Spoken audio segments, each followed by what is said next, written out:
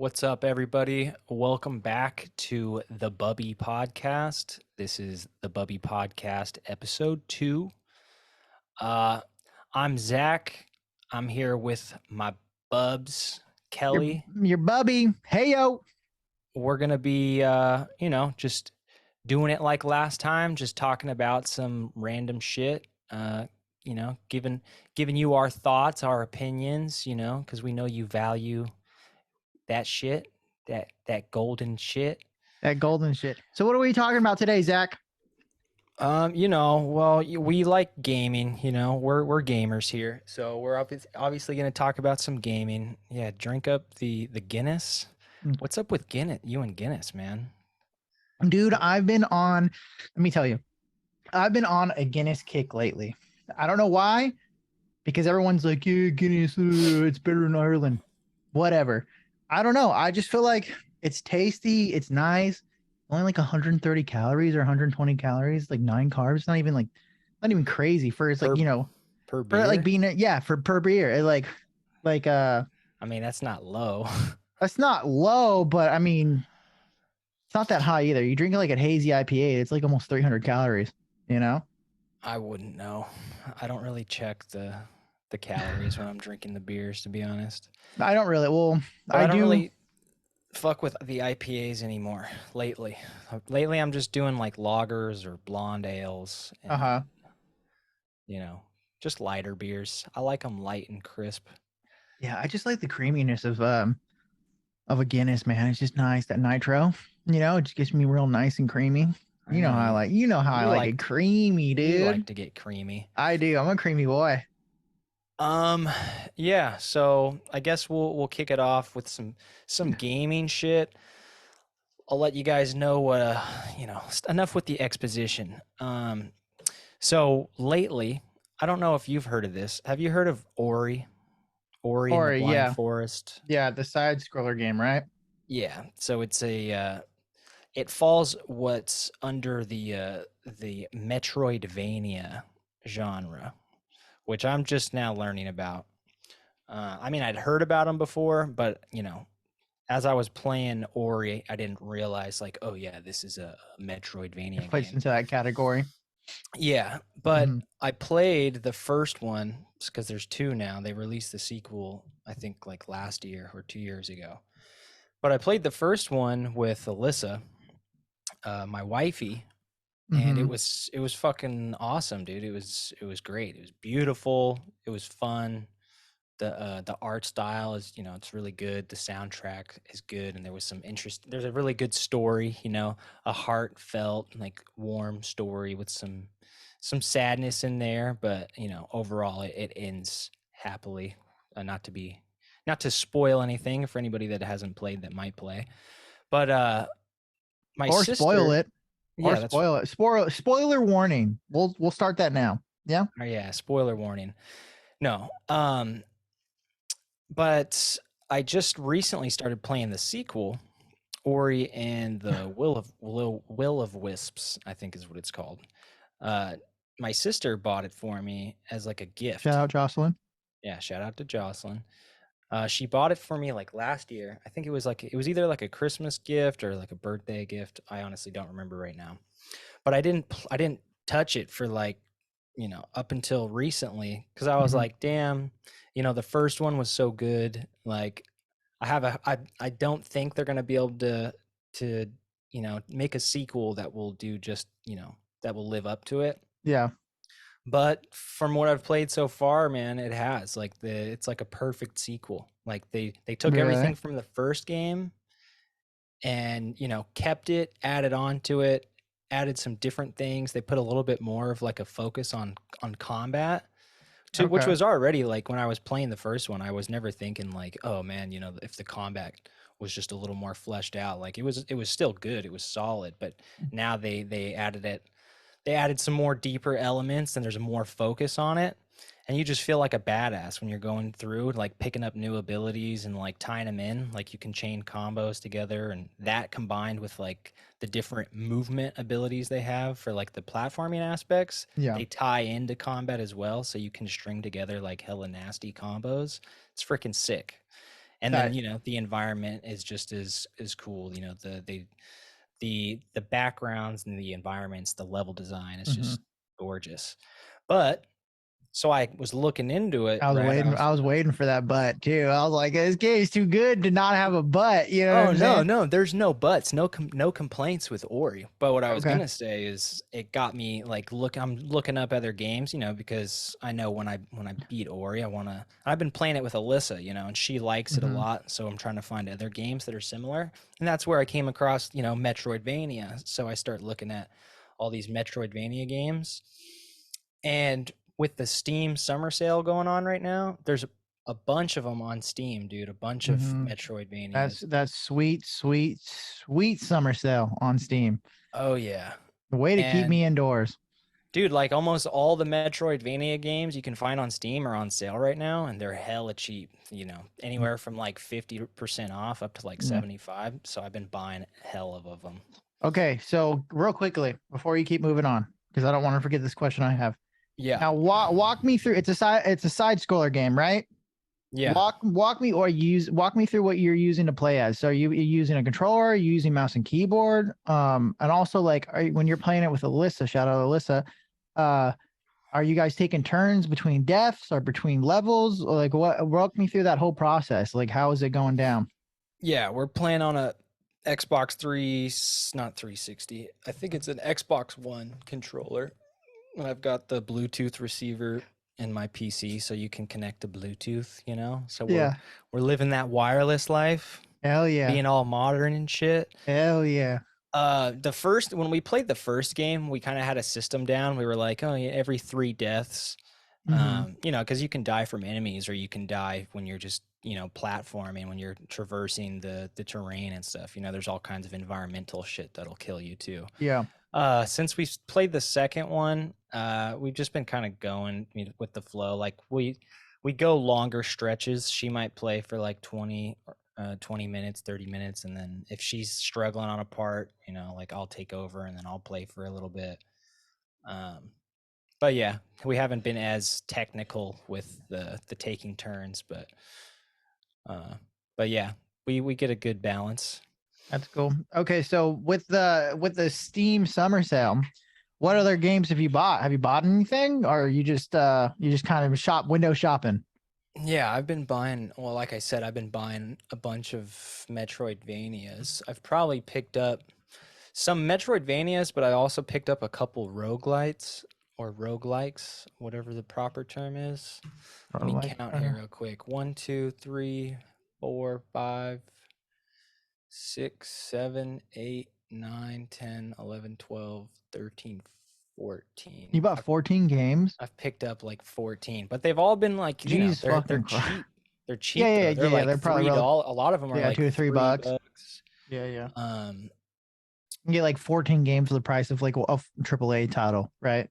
Yeah, pretty much. Over half of those added up to probably like $60.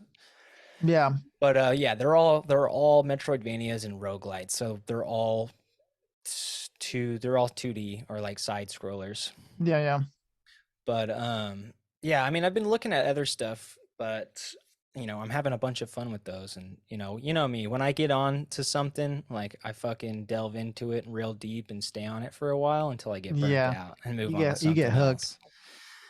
Yeah, so that's what I've been doing. I picked up a bunch of other ones. I'm gonna play them first and give them a try before I talk about them. But you know, anybody who might watch and likes those types of games, you know, maybe you'll value the input in a later episode.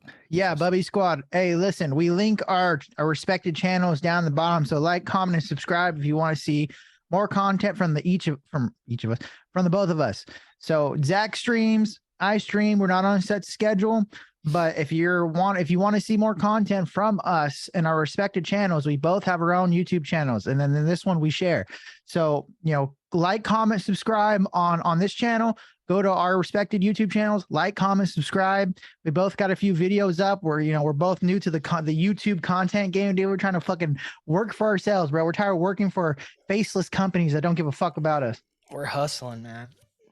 Trying to make it in this cruel, hard world. Definitely. But yeah, find me on YouTube at NoManCave. No Man Cave. That's Zach, and I'm HardlyKell. HardlyKell. Check us out. There you go. Yeah, we play a lot of variety of shit. We do some streaming. We record some gameplay. Um, Sometimes we're together, sometimes we're not. But we play a lot of first person shooters. Yeah, that's Zach and I's. That's really our bread and butter. I'd say when we're playing together, we're usually playing some kind of military sim, right? Usually playing Lately. lately, yeah. As of late, well, no, even I mean, yeah, military sim, I guess, as of late, but it's usually still a first person shooter, whether it's Call of Duty, whether it's Apex Legends, whether it's Hell Let Loose or Squad, where we're always kind of playing some kind of first person shooters because we're both very competitive. You know, we like that competitive mindset and we like killing motherfuckers. So Yeah, we like killing motherfuckers. yeah, dude, I didn't fight and die in Nam to not play Call of Duty. You know. Yeah, exactly. We gotta take out that toxic male aggression we have. Instead of taking it out on little kids and women, we gotta kill men in video games. Yeah, I mean, You know it's what I either mean? yeah, it's either take it off on Call of Duty or take it off on my dick and just beat it profusely. But yeah, I think in terms of gaming shit, I think that's all I had to say. We don't have to go into mobile gaming again.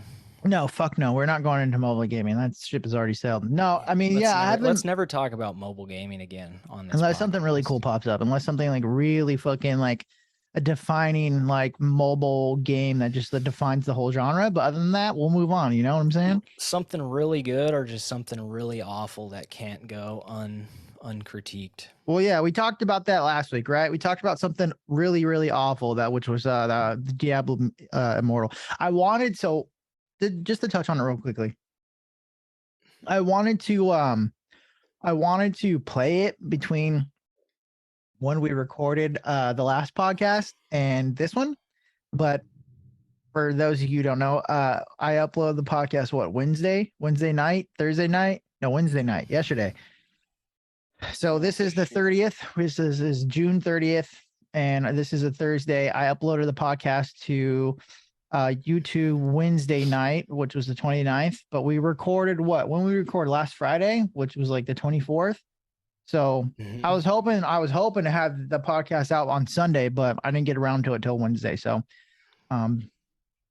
that's unfortunate. But anyways, yeah, I wanted to life play. gets in the way. Yeah, whatever. Diablo Immortal, I wanted to play it, but I was like, I just don't have the energy. I don't know. I haven't been playing much video games as of late, really, even at all. I mean, as much as I love video games and I love everything to do with it, whether it's, video essays on a certain type of game or video game journalism. I mean, I love, everything to do with video games, documentaries, anything. But in terms of playing video games as of late, like, I haven't really been nothing's too wanting to, really grasp me. I mean, I'll play Hell Let Loose if you and all the rest of the bubbies are on, but I don't really have the need to play anything solo right now. So I kind of just been mainly I've just been focusing on editing and making content on my YouTube channel, like doing those vlogs and stuff. So that's been the main focus of my time is, fucking working with this camera and trying to get this camera to work the way I wanted to. I hear it. I hear it. Yeah, well, hop on in the fucking Metroidvania life, bro. I'll send you some games you should play if you have the free time when you're not playing with your little cam. But speaking of your cam, tell everybody. All right, disclaimer. We're kind of nerds. We're tech nerds. We like our tech and shit. We kind of geek out on all the little devices that allow us to do the things we like to do. Right.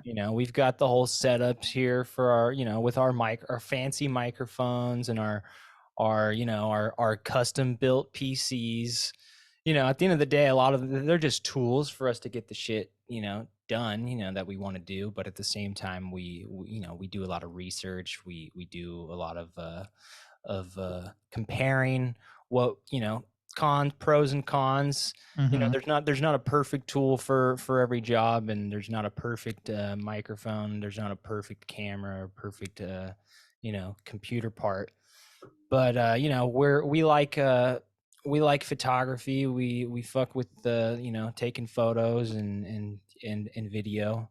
So we're gonna talk a little bit about that because it's something we can blabber Right. on Something. about. Yeah. Something we know a little bit about that we can talk about.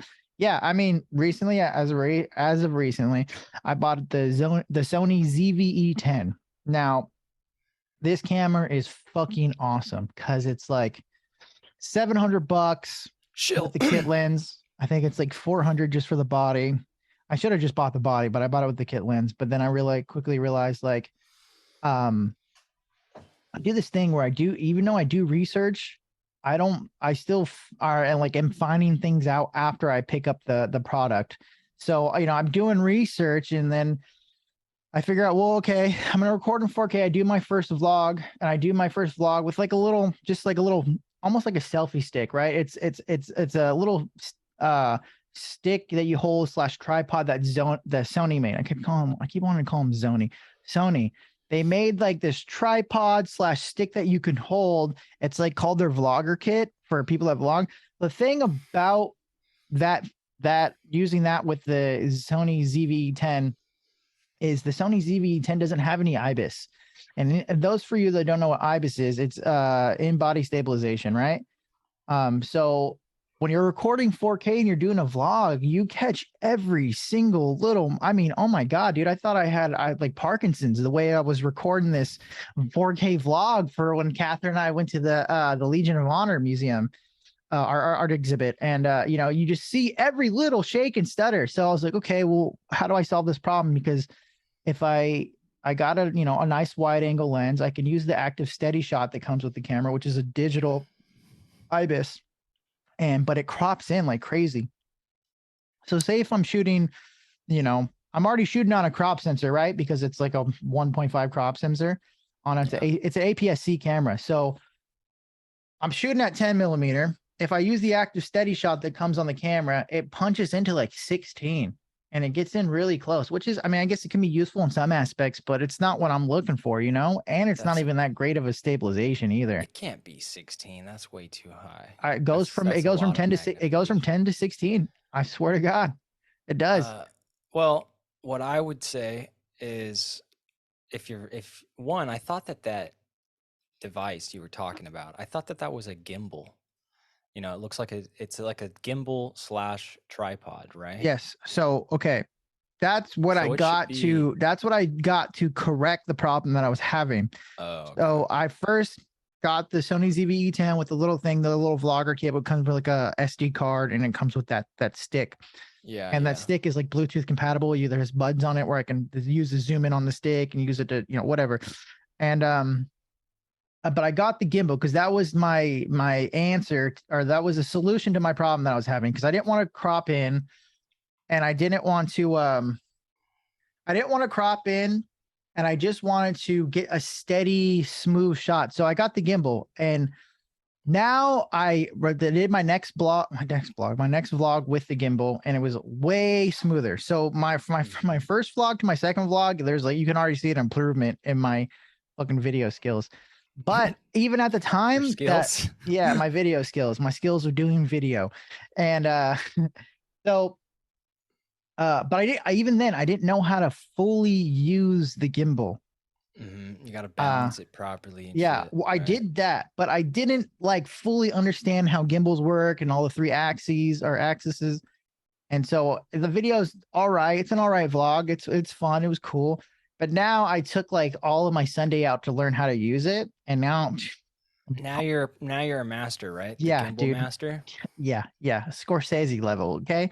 You'll be, what I'm saying? You'll be winning video awards here in no time. Dude, creator of the year. It might be me. Get ready for the Oscars next year, bud. Yeah, get ready. Yeah, for acting in my own vlog. Maybe you can go up on stage and slap Chris Rock or something. Yeah, dude, with my dick. And I'll vlog it too. And then I'll have like a thumbnail with my dick in my hand, like just slap Chris Rock, or just something stupid. And then I'll have like a red circle with an arrow pointing at his face and like the dick print on his cheek. Yeah, and then you'll be in jail for committing a hate crime. Yeah, sexual assault plus hate crime. Yeah, and then your vlogging days will be over. Or it will But explode. yeah, that's true too. Um, what I was gonna say was, yeah, the Sony's IBIS. They didn't really start throwing it into. I mean, I think that APS-C camera. No, it's not the first. They started throwing IBIS in their APS-C cameras at like the Sony A6500, which is a somewhat older camera now to today's standards, but it's still very, more than capable. But they focused a lot more on their full frame line. For anybody that knows, camera shit, Sony's been kind of running the game in terms of the full frame market, the Yeah, more they're killing it. professional oriented cameras. I think the IBIS that they were putting, the in-body image stabilization that they were putting into those cameras, they're a little bit better, but in terms of like competition from the other manufacturers, from Let's say it. Come on. From who? well, yeah, you've got Fuji, but Yeah, you do. Fuji, but in terms of like the kings of image stabilization, right now that's like Panasonic and Olympus, but they're on Panasonic. Most of their cameras are Micro Four Thirds cameras. They've released some full frame cameras recently that also have really good image stabilization, but I think the best cameras, I'm pretty sure, are like the GH5, the new GH6, and the what's the other one? It's like a G. I don't remember right now. The other G1. Yeah, the G's. And yeah, their image stabilization, I mean, you might as well be, on a gimbal because it's so smooth. But they're also, since they're Micro Four Thirds, they're crop, they're like 2 times crop. Yeah. But they have lenses that make up for that crop. You can still get wide angle lenses and have, an equivalent focal length to stuff that you'd find on an APS-C and full frame. Yeah. Not to, some people are gonna fucking hate this because it's so technical and they don't care. They're like, yeah, dude, we'll keep it. We don't know cameras, but you know what? Or they might know. I mean, I'm trying to keep it as basic as I can. I mean, the camera I bought is just a nice little camera. It's meant for vlogging, and it doesn't have any active image stabilization. So the solution I used was, it's the whole sell of this camera is, one, it has interchangeable lenses, so you can put different focal lengths on it, and two, it has a flip out screen, so you can see your fucking pretty little face when you're, shoving a glizzy in your mouth while you're holding the camera, or whatever you're trying to do. But Sorry, go ahead. Okay. Well, what I do want to do with you is I want to get together and us do like a creative, like action cinematic kind of vlog. I have a couple of ideas and a couple of like shots I would like to do, but I mean, I can't do it with just myself. So action in terms of what? There's this thing where like I want to go down the stair, like go down some stairs, like a flight of stairs, and then in the middle you tie like a not like a rope. Well, it's a rope that you tie to your camera, and then you sling it down slowly, and you have the camera follow you as you're going down the stairs, and it's like kind of rotating with you as you're rotating, like you're walking down a flight of stairs, so you're rotating down, and then you have the camera and someone dropping the camera down and following you as you're, like just like some cool action shots. But like do it but in the style of a vlog, like where I'm just like, hey guys, like I gotta fucking run to go get some mail, and I just fucking run down the stairs, and then there's like an action shot of me with like a B-roll. Yeah. Sequence. I'm trying to be the B-roll king when it comes to vlogs, because if anybody, okay, got a lot of competition, bro. Hey, okay, listen. This is the Bubbies Podcast, okay? The Bubbies Podcast.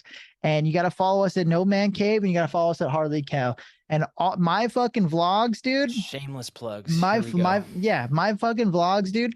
They are just full of B-roll. I said B-roll. They're full of B-roll. I mean, it's kind of insane. Like I do barely any talking, because I think, see, the thing about wanting to be a YouTube creator and actually being a YouTube creator or being like a content creator is it can be very there's a very like fine line that it's easy to cross where you can go from being like a creator to like super cringy, you know? Mm-hmm. And I think a lot of that vlog stuff is super cringy. Yep. If you're just walking around like a fucking asshole all day and you're just like, yeah, guys, this is my fucking day. I'd rather do a little bit of talking like, hey, we're going to this spot and then get a bunch of B-roll of that spot and then go, okay, and then go, hey, now we're going over here and we're doing this. And then get a bunch of B-roll of that. And then, you know what I'm saying? Like, I just like filling up my vlogs with B-roll because it's something that can easily fill out like, 5 to 10 minutes and you don't have to do that much talking. And you can like get cool like cinematic angles. I'm trying to do like some Casey Neistat type stuff. If you ever watch the Casey Neistat vlog, his vlogs are just full of B-rolls. That's literally all it is. Yeah. Let me give you my thoughts and opinions on shoot, this matter. shoot. Casey Neistat, he was like one of the OG.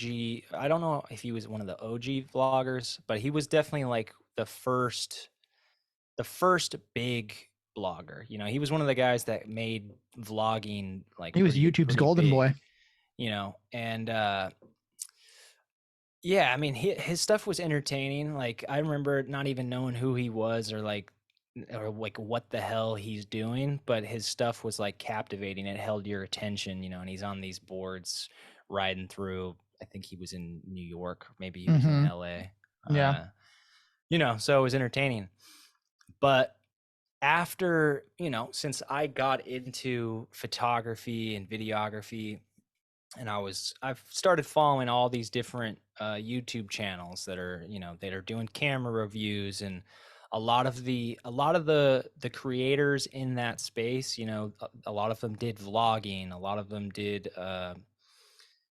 from tech reviews to vlogs to like talking head videos. And after seeing, like, I've watched countless hours of content like that.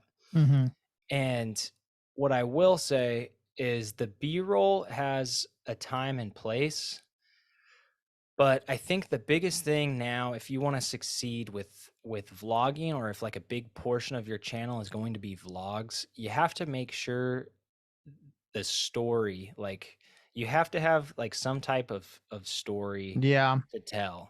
And you don't have to talk a lot to do that. You can say, you can do what you want to do. If you don't want to be in front of the camera the whole time or saying a bunch of shit, as long as like you cut a little bit of stuff in between, like in between your B-roll, like, and also make the B-roll like part of the transition, like that moves the story you're telling forward. You don't, because you don't want to just have a bunch of random B-roll like in between scenes of you like talking or saying something to the camera. I feel like that is key, like having the story and then having the supporting B-roll to carry it. Yeah, you're absolutely right. There's one thing that I did in my last video that I fucked up on, was when we were going home, when we were finishing the night, I took some B-roll shots of us like going home, because we took Bart. So we went to Pride. As you know, we went to SF and we went to Pride. We took Bart there, and we also took Bart home. So there was some transitional scenes that I got, or clips that I got on our way home, but I forgot to do like a sign off when we got off Bart and we got back to where we live. And I just fucking, I was just focused on getting home. I was tired. It was a long day. I just didn't even think about it.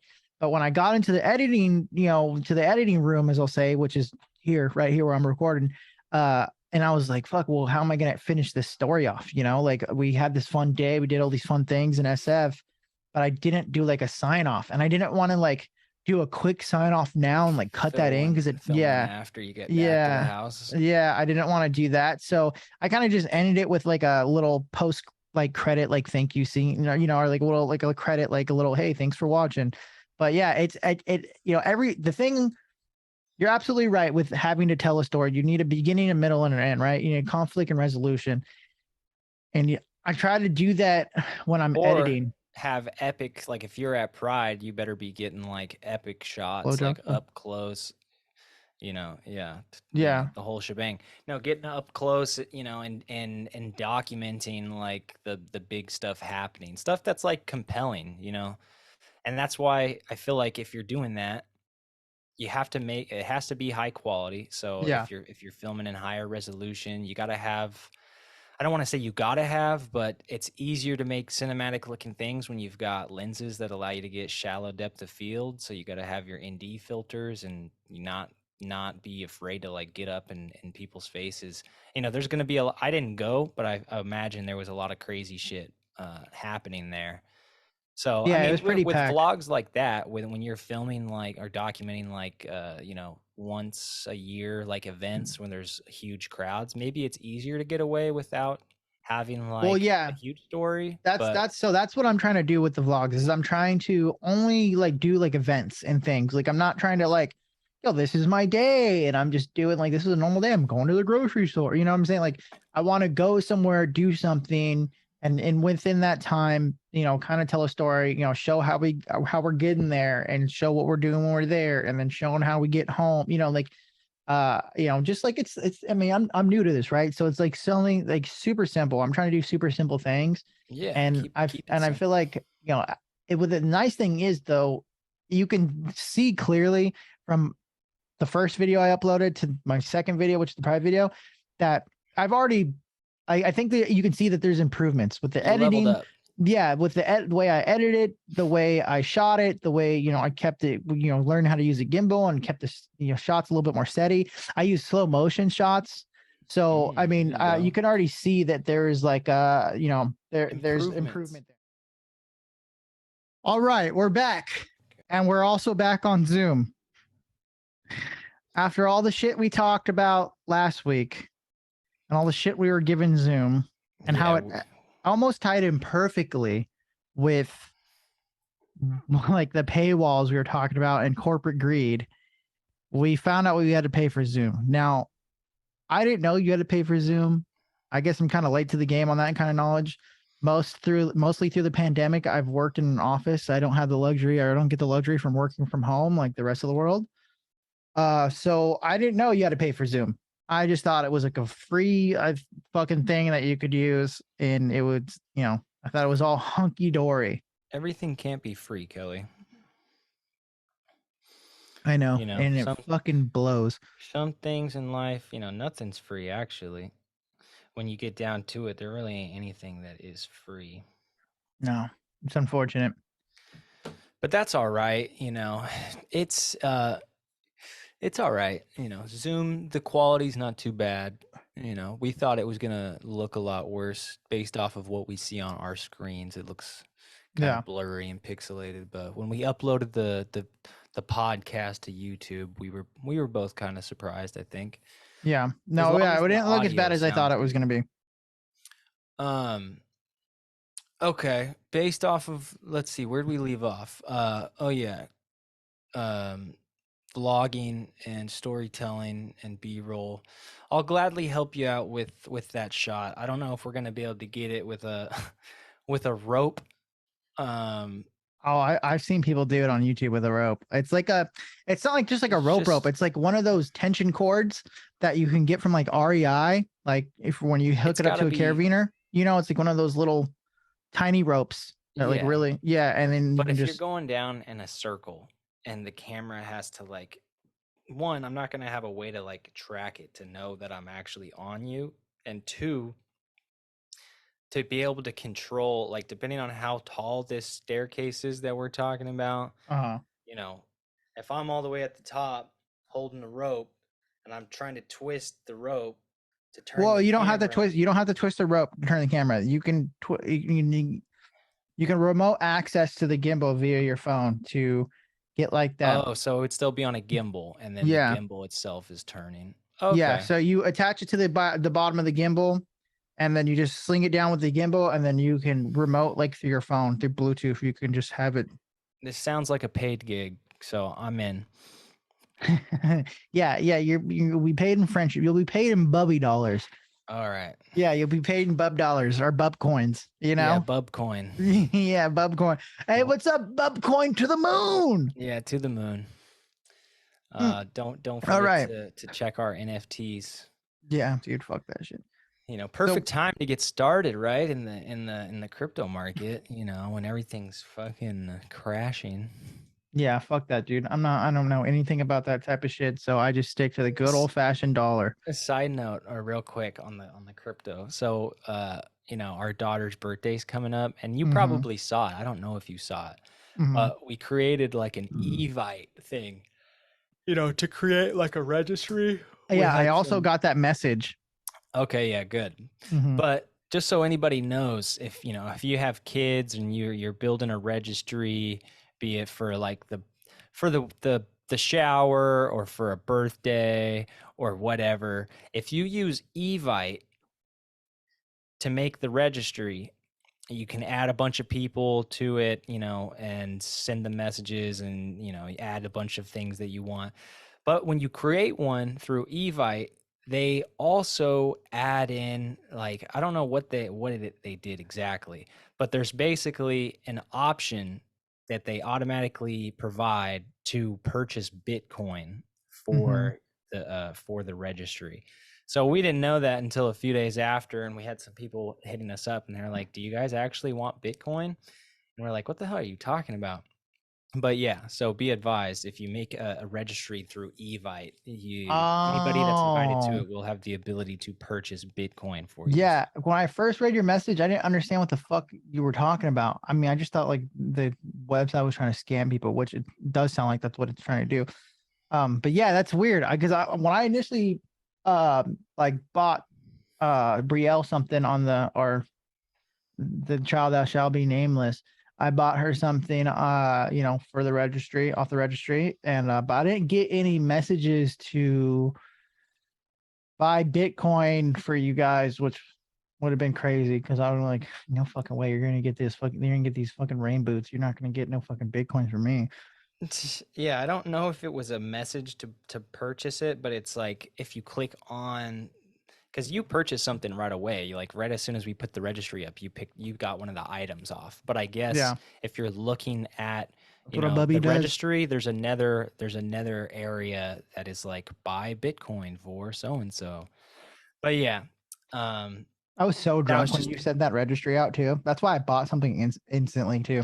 I got you at a good time then. You got me at a great time because I was hammered, and I just remember looking. I was like looking at my phone. I was like, what? I was like, oh. I was like, click, click, click, click. Bye. Okay, that stuff just came in too. Oh, sweet, cool.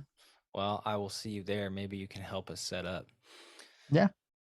Or not. It's cool. Oh. Yeah, I can vlog it. Yeah, you can exploit your family for my own personal gain. There you go. Make it entertaining. There we go. Brielle's first birthday. My fucking goddaughter. Because we all know who the godfather is. This guy. Even if you guys don't agree, we know if you guys died in a tragic dying accident, this guy's taking over. Yeah, you and wifey. Yeah, me and my wife Catheter. Anyway, last bit of camera stuff. Kelly, he's on so I kind of got Kelly into photography. I mean, let's be real. Let's be honest here. Yes, you did. And so I'm a Fuji shooter. I've messed around with different systems from Panasonic. I started on my wife's DSLR, like an old Canon, Canon 80D is what it was. And then I went over to Panasonic. I was on like a GH. GH75 or something like that. Whatever. Micro Four Thirds. Then I went over to Sony. I was on an A6300, and then I moved over to Fuji. And I got Kelly into Fuji. He went out and purchased the brand new Fuji X100V. Nice little point and shoot. A big portion of the internet's favorite camera right now. But it was a perfectly capable camera for even his video needs, but he thought it was necessary to venture out and sell it and pick up Sony camera. And you know what, I'm a fanboy, but at the same time, I know that there's there's good cameras all around and all different from all the different manufacturers right now. Canon's got good cameras, Nikon has good cameras, Sony, Panasonic, Fuji, Olympus. They're out, and if you're really rich and you want to dabble into the Leica territory, dude. you know, Dude, I you can seen a do guy that. when I was doing the SF when I was doing the SF trip. I was like, there's a guy that I was like, because there's like a section where we were at Dolores Park and we were on the grass and there's like a million fucking people there and we were like next to people with speakers and there's a guy dancing and I seen that he had a Leica, he had a fucking the Q2 or whatever it was. It's the equivalent to the X100. It's the point and shoot from Leica.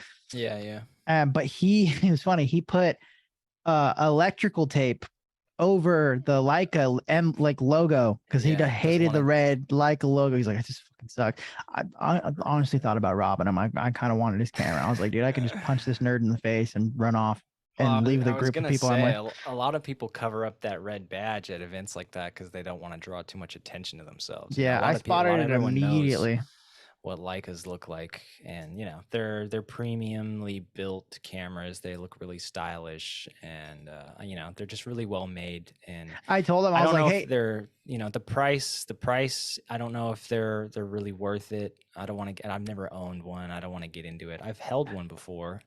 I mean, it was a Nikon film camera though, so it wasn't one of their modern digital cameras. But yeah, I think if anything, what you're paying for when you buy into the Leica system is the lenses, and even then, like I feel like you're getting deep into diminished return territory. But yeah, that's not to say they're bad cameras. The lenses are excellent. So there's yeah. that. I seen a guy with a guy that I seen there. I pointed out and let him know that I know that he's using a Leica. I was like, "Oh, is that a Leica?" And he goes, "Yeah, yeah, yeah." I was like, "Oh, do you also drive a Ferrari?" I mean, like, what? I was like, "Yeah." He started laughing a little hard too because he knew that I was right. He knew like that. Obviously, like Leicas are stupid and fucking expensive, and it's like it is like the Ferrari of cameras. I mean, what else can you say about them? Yeah, I mean, I guess you could say a lot, but we don't have a lot of experience with Leicas, and I don't have too much of an opinion on it other than for you can't. I would never recommend someone go out and buy one if they're like just getting it out into photography. Which I guess I'll close on the photography subject. There's if you are trying to get into photography, don't go out and buy a new camera and new lenses. Like look on the used market, look for something cheap. There's plenty of cameras under $1,000. Even a lot of good cameras you can find around $500 or sometimes even less. And pick up a nice lens. You can use with modern cameras now, especially with like modern mirrorless cameras. If all you have is like if you only have enough money to buy like a camera body, buy a mirrorless camera and you can adapt old vintage lenses on it. That's one thing that's really cool about mirrorless is that since there's something called a flange distance, like where the sensor of the camera, the sensor that actually picks up the information to create your photo, it's a lot closer to the area that the lens connects onto the camera. So there's an ability. I'm not going to get too much into it, but there's an ability that basically allows you to adapt with an adapter. You put an adapter on the camera or on the lens, and you can attach old like film lenses, and you can pick up film lenses on eBay or Facebook Marketplace, Craigslist for super cheap. So you have the benefit of, and there's other pros to having old vintage glass other than the fact that they're cheap. There's a lot of character to old like film lenses. But then, with mirrorless cameras, they have really good, most of them have really good video options. So, you can add it's a different look. It's a cool, different look to have like a 4K, like if you're shooting 4K video through a lens that was made in like the 60s and the 70s, it's just different, and it's going to give you a different look than you can get just by messing with stuff in post production. So that's like an easy budget friendly way to get in. Pick up a used camera, pick up a used freaking vintage film lens online, and you can find those under $100. Some you can find under $50. So that's an easy way to get in. Honestly, like I've been looking. I want to do a whole vlog on a Super 8. I want to do like a whole, but the problem with doing something like from a Super 8 camera, those cameras. Okay.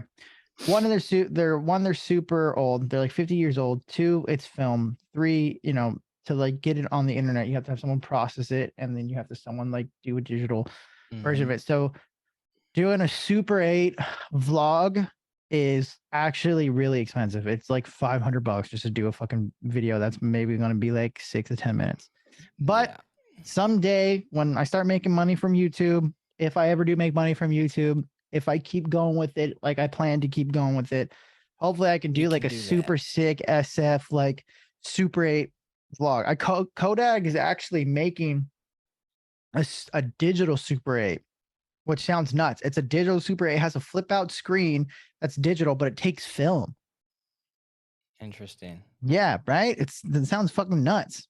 So I don't know what voodoo is behind that, but it's pretty crazy. I want to look that up. Yeah, I mean, for now though, there's ways that you can mimic a Super 8 look, I guess. If you got a smaller sensor camera, if you buy some old Super 8 millimeter film lenses, and you do a little bit of cropping and post, you can and throw in some like vintage what are they called, like vintage effects. You can make it look filmic, but it's obviously not the same. Yeah, it's not the same. It's not the same level of like that vintage that you get, because I've seen it. I was watching like a Peter McKinnon video about him doing like a digital like vintage kind of look. Oh, that's in post B-roll. I was gonna ask when you became a B-roll warrior, I was gonna say you must have found Peter McKinnon. Yeah, but I got it. I mostly got it from Casey. I found Casey first. And then I was like, oh my God, these B-roll shots are hella crazy. He's doing all these crazy drone shots. He's doing all these like setting up all these crazy cool like shots to tell a story and like progress like his day. Yeah. I know Peter McKinnon does them a lot too, but I think Casey's the best. Casey does those. I really like he'll start a vlog off with like a time lapse, and then he'll get like drone shots, which I was looking into, dude. Have you heard of the DJI Mini? Mavic, the Mavic Mini, dude, because it's under a certain amount of weight, so you don't have to register it, so you can fly it literally anywhere. Yeah, I think in California though there is some more. No, I looked it up. It has to be it's 250 grams or more. You have to register it, and that's when all the rules come in. But if it's under no fly zones though in different areas. I mean, I guess if you're at like a fucking airport, but like if you're in San Francisco, I mean, you can fly a drone. I mean, remember that drone footage remember that super, super red day when all of California was on fire and it was red outside when we were working, and someone got that drone footage in San Francisco. Remember that video that popped off? So, I mean, I know you could do it. You know what I'm saying? Like, if I wanted to go do a vlog in San Francisco and I just wanted to get some B-roll shots of like the city skyline, then, I'm pretty sure I can do that. You obviously could do whatever you want. I'm just saying, be careful because you could get a ticket is all I'm saying. Yeah, I know. They can be like no one's gonna like read your mind and know you're about to whip out your drone and go fly somewhere. But my brother has one and he's always telling me like, I can't fly over here. He's got one of the smaller ones. I'm pretty sure he's got the Mini actually.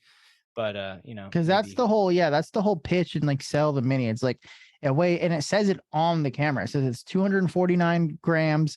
It's under the weight that the RAA or whatever the flight association makes you fucking take classes for and register it. So you don't have to do any of that. I don't know. I just think it would be cool to put that in some vlog. I also looked at like slow down, bro. Remember, keep it simple.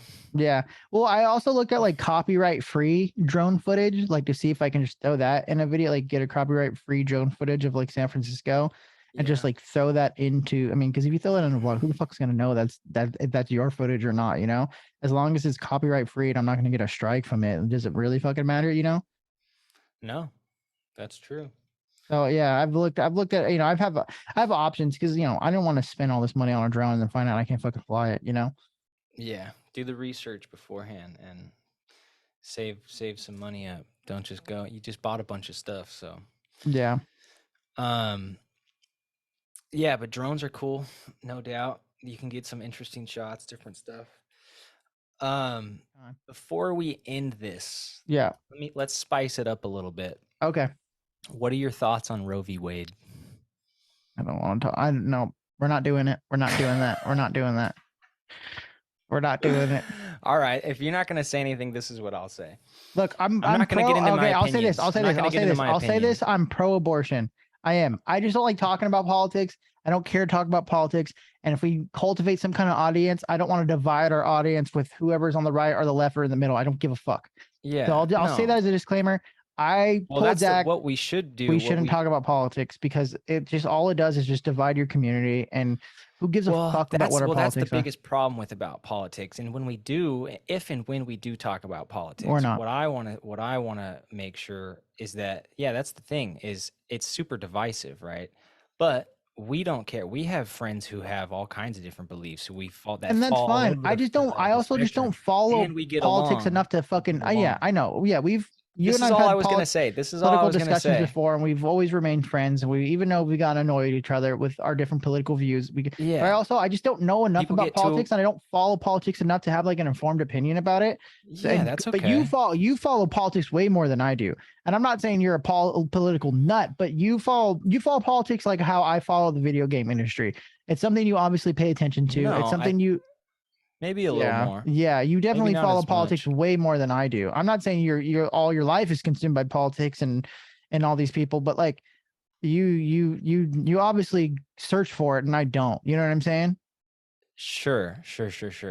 No, but what I was going to say was, because I'm not going to get into my opinion on it, but the most interesting thing that's happened lately, because you've seen, I don't know about you, but I've seen how some people have been reacting on social media, and I've been staying out of it. But the most interesting thing about it is that a lot of the people that I know, like personally, that have talked about it or brought it up, they don't actually know what the ruling meant.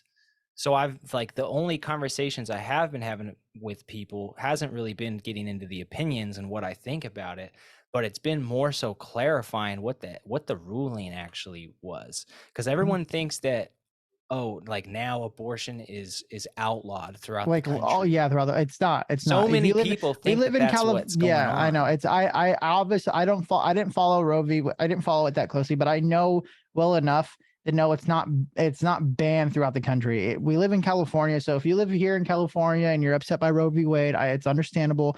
But you live in California, so you're still going to be able to have those resources provided to you, rather than like Texas. Still going to be able to have abortions. People in Colorado are still going to be able to have abortions. It just kicks it to the states, which is what how a lot of laws are dictated anyway. The federal government's not supposed to make laws that impact everybody. The federal government's not supposed to be huge and have that power. We have way more laws that are made by the state on individual state bases. Yeah. So I just thought that's all I was gonna say. That's all I wanted to say about it, was that it's funny how that's the biggest problem. You're toeing the line though, bud. You know you're toeing the line with this. I don't care. I'm going to toe the line. This is half my podcast, motherfucker. I know, but it takes two to tango, and I will not engage in a political discussion with you. Well, you're engaging with me right now, and this is slightly political, right?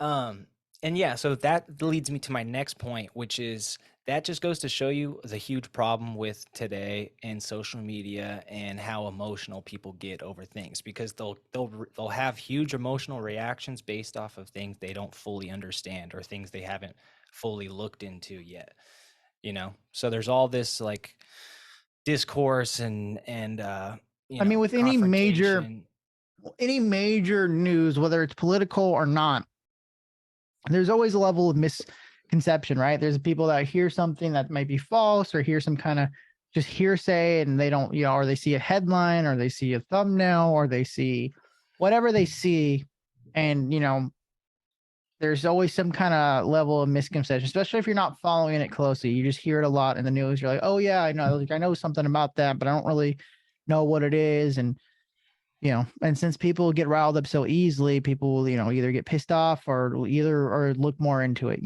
And that's okay. People can get pissed off about different things. Like there's righteous anger in the world. There's things that are justifiable, and and if it's your opinions on things, hey, you're a free citizen here in the United States. So, make your voice heard. Make your voice heard. Go vote.